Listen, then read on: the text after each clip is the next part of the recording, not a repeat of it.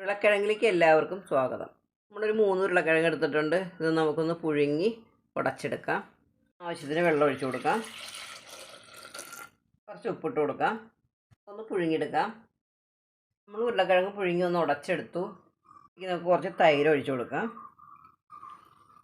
കുറച്ച് ഉപ്പിട്ട് കൊടുക്കാം. നമുക്ക് മിക്സ് ചെയ്ത് കൊടുക്കാം. ഉരുളക്കിഴങ്ങിന് ചെറിയ ചൂടുണ്ട്. നന്നായിട്ട് ഉടച്ചു കൊടുക്കണ്ട, ഈ ഒരു രീതിയിൽ ഉടച്ചെടുത്താൽ മതി.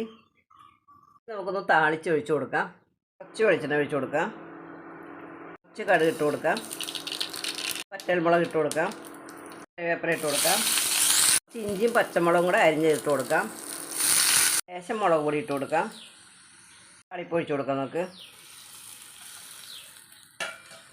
മിക്സ് ചെയ്ത് കൊടുക്കാം.